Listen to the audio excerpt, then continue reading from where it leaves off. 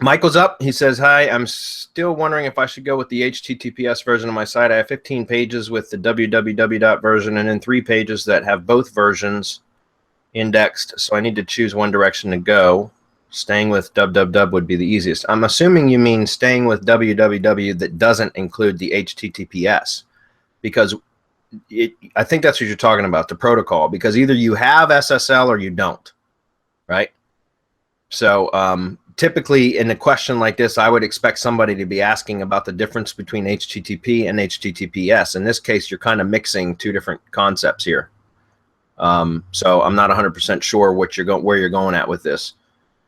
Anyways, how much advantage is there to doing this if my site is a simple affiliate site? There are no products to sell or visitors info to gather. No, I don't know why you'd have HTTPS then. If you don't even have a contact form on your site, there's really no reason for that, right? I mean, if anybody else wants to comment on that, I'm happy to hear some other opinions on that. But if you're not collecting any sort of data from the site, like any contact details or anything, where nobody has to submit a web form for anything, then I don't really see the point of having the SSL certificate. Yeah, I would second what you're saying, Bradley. I mean, I'm seeing more and more big websites turning into SSL, but that's because, you know, they manage sensitive accounts. Like, right. It doesn't have to be right now that, as it were, like maybe a year back or maybe a couple of months back, that you need to handle like sensitive data, like credit cards numbers. You know, now every time you handle any kind of data, you need to have an SSL as per Google instructions, you know? Yeah. With that said, I haven't had any data to back it up that an SSL will give you a boost in rankings, for example. So, you know, if it is, it's marginal. Like it's marginal. It's another take on the checklist, you know? It's nothing too fancy that it can make and break your SEO in that case. So I wouldn't have the trouble in case I really, really need it, and in case I really want to be compliant and I want to start collecting data on my website, as Bradley was saying. Yeah. Yeah. So again, and you know, the question is, you're talking about 2 different versions of the URL here, but they're really not. You can have www.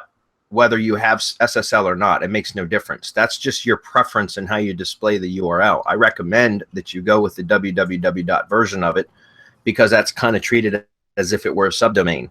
So it protects your root domain, and in the event that you caught a penalty. In other words, you could always, if you caught a penalty, if you were using your www. Right, so acting as a subdomain, and you caught a penalty, then you could essentially remove the www. Or change the subdomain to something like blog. Or news. Or something like that, and recover your site. Now, you'd still have to figure out why your site was slapped or given a penalty anyways and correct that, but you could move the site to just a different subdomain or just to the root. In other words, remove the www.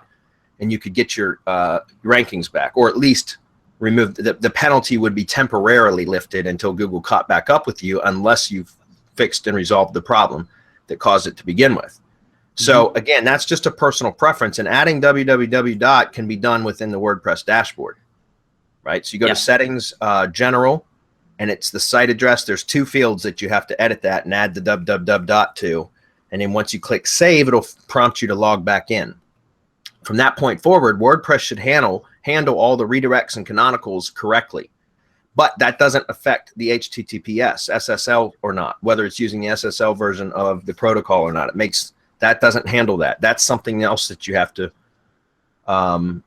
work with. And again, that can cause some problems. Only 15 pages, that's not really all that big of a deal. But when you do switch to HTTPS, a lot of times it can screw up CSS and JavaScript and stuff like that. So you need to make, like, I don't even do all that myself anymore. Whenever I switch a site over, I just hire somebody from Upwork and they handle all that shit for me, because it's just too much. Yep. Say, Mark or Hernan?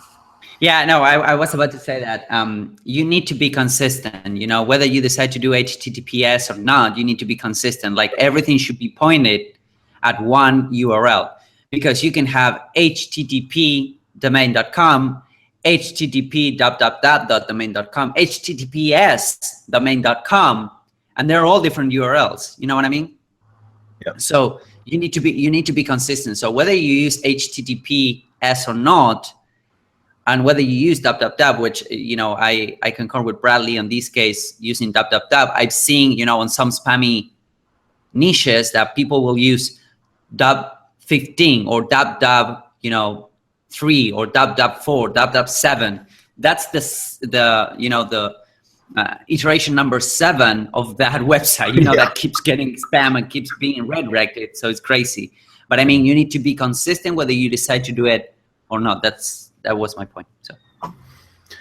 So again, for something like a small site like that where you're not collecting any data, I wouldn't have even implemented SSL. It's just too much additional work. But if you've already done it, if you already pulled the trigger, then just make sure you get your site cleaned up and all of the scripts and everything are all reading correctly. And that's something that, again, like I can't really advise you on that just because I don't do it. I just hire somebody from Upwork. That kind of stuff makes my head hurt. So.